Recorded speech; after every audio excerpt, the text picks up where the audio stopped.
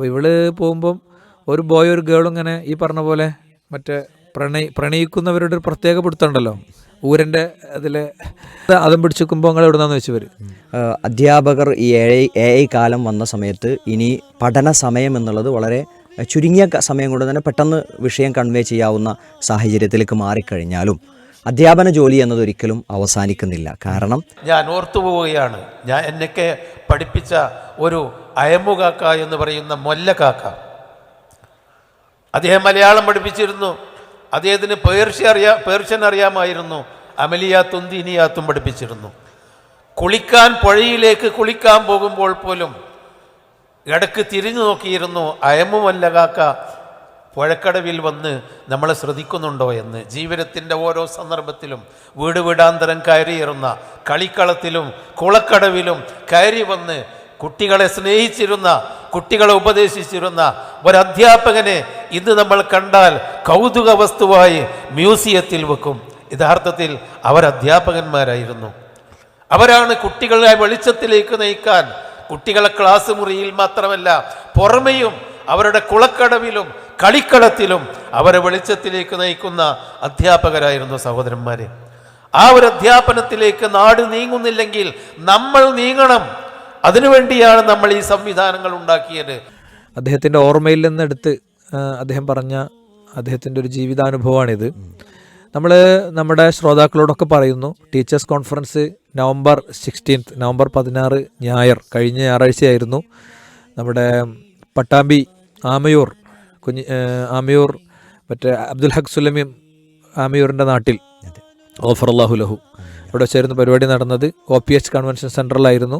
രാവിലെ 8:45 തുടങ്ങി വൈകുന്നേരം 4:23 അവസാനിച്ച പ്രോഗ്രാമായിരുന്നു.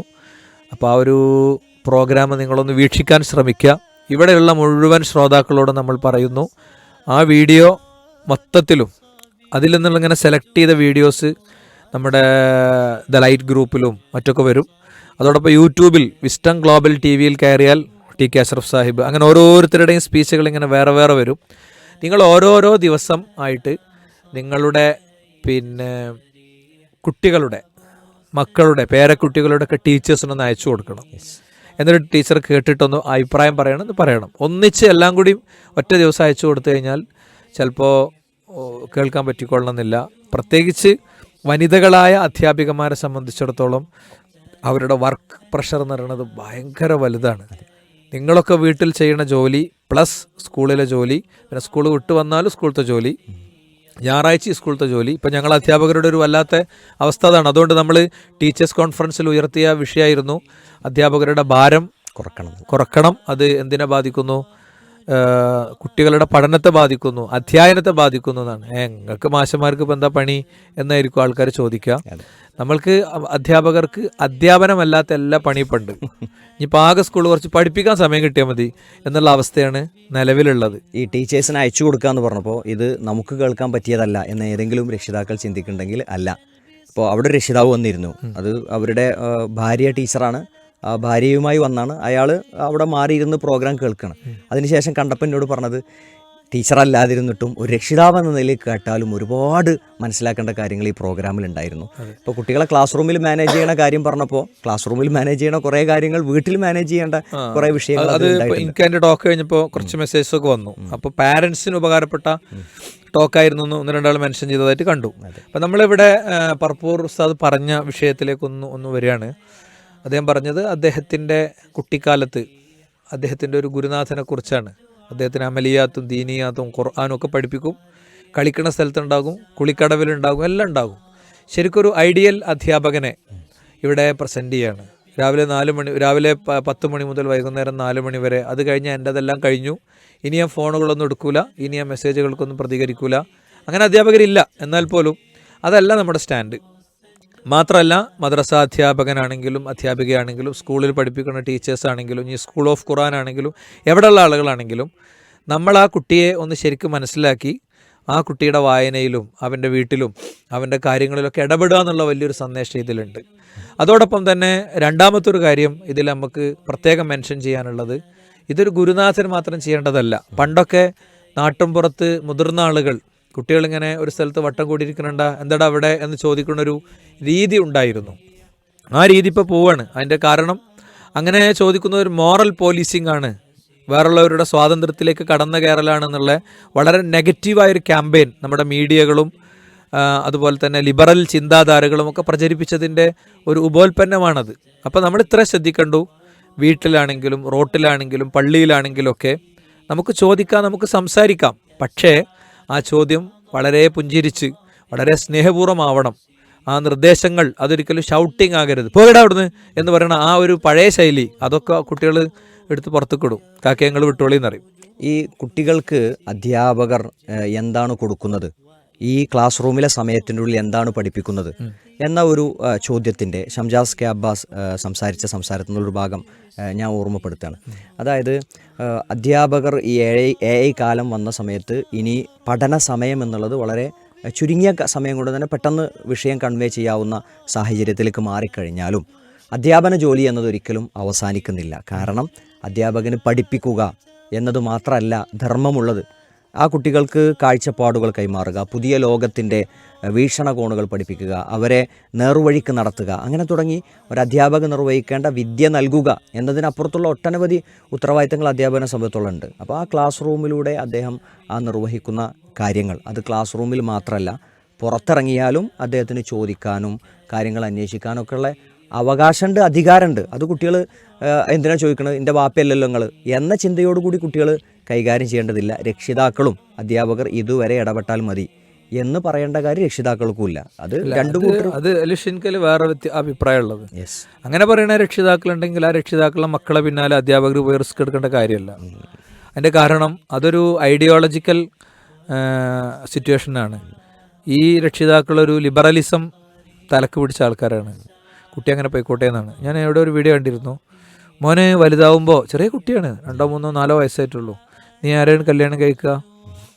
അപ്പോൾ അങ്ങനെ പറയണേ, അപ്പോൾ നീ വേണേൽ ആണിനെ കല്യാണം കഴിച്ചോ, ആണിനെ കല്യാണം കഴിക്കുക, പെണ്ണിനെ കല്യാണം കഴിക്കുക എന്നൊക്കെ പറയണേ. ഇത് മറ്റേ കിലിങ്ങിയ ടീമാണ്.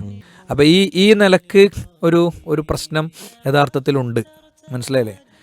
ആ ഒരു സാഹചര്യത്തെ, ആ ഒരു സംഗതിയെ മുന്നിൽ കണ്ടുകൊണ്ട് നമുക്ക് ഇടപെടാൻ പറ്റുക എന്നുള്ളതാണ്. നേരെ തിരിച്ച് ഇത് ആഗ്രഹിക്കുന്ന കുറേ രക്ഷിതാക്കളുണ്ട്, നമ്മൾ ഇടപെടലുകൾ ആഗ്രഹിക്കുന്നവർ.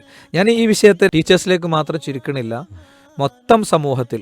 എൻ്റെ നാട്ടിലെ അങ്ങാടിയിൽ ഞാൻ ബസ് കയറാൻ ഇറങ്ങുന്ന, ഞാൻ യാത്ര ചെയ്യുന്ന ഒരു സ്പേസിൽ അവിടുത്തെ കാര്യങ്ങളിൽ ഞാൻ ഇടപെടണം. അവിടെ കുട്ടികളെ കാണുമ്പോൾ, മുതിർന്നവരെ കാണുമ്പോൾ ഒക്കെ അങ്ങനത്തെ ചോദ്യങ്ങളും അന്വേഷണങ്ങളൊക്കെ വരണം. കുട്ടികൾ കളിക്കുന്ന സ്ഥലത്ത് മുതിർന്നവരൊന്ന് പോയി നിൽക്കണം, അവർക്കൊരു പ്രോത്സാഹനം കൊടുക്കണം. അപ്പോഴേ അവിടെ ലഹരി കച്ചവടക്കാർ വരാതിരിക്കുള്ളൂ. ചെറുപ്പക്കാർ തമ്പടിക്കുന്ന സ്പേസ് ഉണ്ട്, അവിടെ ഒന്ന് പോയി അവരുടെ കൂടെ സംസാരിക്കണം. അപ്പോഴേ അതവർക്ക് അങ്ങനത്തെ ഒരു പ്രൈവസി പ്ലേസ് ആണ് എന്നുള്ളൊരു മൈൻഡ് സെറ്റിലേക്ക് അവരെത്താതിരിക്കുള്ളൂ. ഞങ്ങൾക്ക് സുരക്ഷിതമായി ഞങ്ങൾക്ക് വേണ്ടാത്തത് ചെയ്യാനുള്ളൊരു ഇടമാണ് ഇത്, അതങ്ങനെ വകവെച്ച് തന്നിട്ടുണ്ട് എന്ന് പറയുന്നൊരു സാഹചര്യം യഥാർത്ഥത്തിൽ ഇല്ലാതിരിക്കുള്ളൂ. കഴിഞ്ഞ ദിവസം ഒരാൾ പറയണ്ടായി, ഒരു നാട്ടിലെ ഒരു പാലത്തിൻ്റെ മുകളിലൂടെ അങ്ങനെ പോകുമ്പോൾ വൈകുന്നേരം ആയാൽ കുറേ പല സ്കൂളിൽ നിന്നും വരുന്ന ബോയ്സും ഗേൾസൊക്കെ ആ പാലത്തിൻ്റെ ചോട്ടിൽ അവരിങ്ങനെ ഊരക്ക് വട്ടം പിടിച്ച് നിൽക്കണ കാണാം. അപ്പോൾ ഞാൻ ചോദിച്ചു, നിങ്ങളുടെ നാട്ടിലവിടെ ആണുങ്ങളൊന്നും ഇല്ലയെന്ന് ചോദിച്ചു. അവരവിടെ പോയി നിൽക്കണ പോലെ നമുക്കവിടെ പോയി നിൽക്കാമല്ലോ, നമുക്കെന്താ പോയി നിൽക്കണേന് എന്താണ്? അത് തിന്മയോടുള്ള പ്രതിരോധമാണ്. നിങ്ങൾ അവരോട് പോയിട്ട് നിങ്ങൾ വട്ടം പിടിച്ച് നിൽക്കണമെന്നൊന്നും പറയണമെന്നൊന്നുമില്ല. ഇപ്പോൾ സ്കൂളിലെ യുവജനോത്സവമായിട്ട് മേളകളായിട്ട് ബന്ധപ്പെട്ട് സംസാരിക്കുമ്പോൾ ഒരു സഹോദരി, ഞാൻ പഠിപ്പിച്ചൊരു കുട്ടിയാണ്, അവൾ നമ്മുടെ ഇവിടെ അടുത്ത പ്രദേശത്തെ ഒരു സ്കൂളിലെ അധ്യാപികയാണ്. അപ്പോൾ ഇവള് പോകുമ്പം ഒരു ബോയ് ഒരു ഗേളും ഇങ്ങനെ ഈ പറഞ്ഞ പോലെ മറ്റേ പ്രണയിക്കുന്നവരുടെ ഒരു പ്രത്യേക പിടുത്തമുണ്ടല്ലോ, ഊരൻ്റെ അതിലെ ഈ കല്യാണം കഴിച്ചാൽ ഈ പിടുത്തൊക്കെ പിടിക്കാൻ മറക്കുകയും ചെയ്യും. ഭാര്യ ഭർത്താവും ഈ പിടുത്തൊക്കെ പിടിക്കാൻ മറക്കുകയും ചെയ്യും. അപ്പോഴാണ് എന്ത് ചെയ്യണം, വേറുള്ളവർക്ക് ചാറ്റ് ചെയ്യുന്നിടത്തൊക്കെ എത്തണത്. ഞാൻ പറയണത് അതും പിടിച്ചിരിക്കുമ്പോൾ നിങ്ങൾ എവിടെ നിന്നാന്ന് വെച്ച് വരും, ഞങ്ങൾ വേറെ സ്കൂളിൽ നിന്ന് വന്നാണ്, പിന്നെ കുറച്ച് ദൂരം പറഞ്ഞു. അപ്പോൾ ഇവള് കുറച്ച് മെഡിക്കാണ്. ഇവള് പറഞ്ഞു, ആഹാ അവിടുന്ന് ഇങ്ങോട്ട് ആൾ വരാൻ പാടില്ലല്ലോ. അപ്പോൾ അവസാനം ഇന്ന സ്കൂളാണെന്നൊക്കെ പറഞ്ഞു, ഇന്ന സ്കൂളാണ്. അപ്പോൾ അവർ അധ്യാപകരെ വിളിച്ചു വരുത്തി. ഈ ഡീലിങ്സ് ഇതിനൊരു പ്രശ്നമല്ല. നമ്മൾ ഒരു സ്കൂൾക്ക് ഇങ്ങനെ കയറി ചെല്ലുമ്പോൾ ആ സ്കൂളിലെ ടീച്ചർ അവിടെ ചായ കുടിക്കണ ഏരിയയിൽ നിന്ന് കുട്ടികളെ ഓടിക്കുകയാണ്. അപ്പോൾ ഈ ടീച്ചറോട് ഈ പയ്യന്മാർ, നമ്മൾ UP സ്കൂളിലെ അധ്യാപകരായതുകൊണ്ട് നമുക്ക് ഇങ്ങനത്തെ ഫീലിങ്സ് ഒന്നും ഇങ്ങനത്തെ അനുഭവങ്ങളൊന്നും ഒരിക്കലും ഉണ്ടാവില്ല, ആരും ഒന്നും പറയില്ല. ഇവരിങ്ങനെ ഇതാക്കണം. അപ്പം ഞാൻ ആരുടെ നീന്ന് വെച്ചായിരുന്നു, ഞാൻ വേറെ സ്കൂളത്തെ മാഷാണ്, താടി വെച്ച പാപ്പാനെ എല്ലാവർക്കും പേടിയാണല്ലോ. അപ്പോൾ അവരങ്ങോട്ട് ഒതുങ്ങി, ഭയങ്കരമായിട്ടുണ്ട് ഒതുങ്ങി എന്ന് പറഞ്ഞു കഴിഞ്ഞാൽ ഭയങ്കരമായോട് ഉൾവലിഞ്ഞവർ. അപ്പോൾ എന്താ പറയുക, ഈ ടീച്ചറും താങ്ക്സ് മാഷെന്ന് പറഞ്ഞു. അതെ, ഈ ആൾക്കൂട്ടത്തിൽ അവർ ഒറ്റപ്പെടുമ്പോണ്ടാകുന്ന ഒരു പ്രശ്നമാണ്. ഈ ഇതിൽ തെറ്റു കണ്ടാൽ അതിനെക്കുറിച്ച് സംസാരിക്കുക, എതിർക്കുക എന്നത് ഒരു വിശ്വാസിയെ സംബന്ധിച്ചിടത്തോളം ഒരു ബാധ്യത കൂടി അതിലുണ്ട്. അതെ, സമൂഹത്തിൽ ഓരോ വ്യക്തിക്കും ഒരു ധാർമ്മിക ഉത്തരവാദിത്തമുണ്ട്. ഈ നാട് നശിച്ചു പോകാതിരിക്കണമെങ്കിൽ ഓരോരുത്തരും സംസാരിക്കേണ്ട വാക്ക് സംസാരിക്കേണ്ട സമയത്ത് പറയണം. വിശ്വാസിയെ സംബന്ധിച്ചോളം അതിനപ്പുറം ഒരു ഉത്തരവാദിത്തം കൂടിയുണ്ട്. റസൂലുള്ളാഹി സ്വല്ലല്ലാഹു അലൈഹി വസല്ലം പറഞ്ഞത് മൻ റഅ മിൻകും മുൻകറൻ ഫൽയുഗയ്യിർഹു ബിയദിഹി, കൈകൊണ്ട് തടയാൻ സാധിക്കുന്നിടങ്ങളിൽ തടയണം, അല്ലെങ്കിൽ നാവുകൊണ്ട് തടയണം. മനസ്സുകൊണ്ട് പോലും തിന്മയെ വെറുക്കാത്ത ആളുകളുണ്ട്, ആ തിന്മയെ അംഗീകരിച്ചു കൊടുക്കുന്ന ആൾ.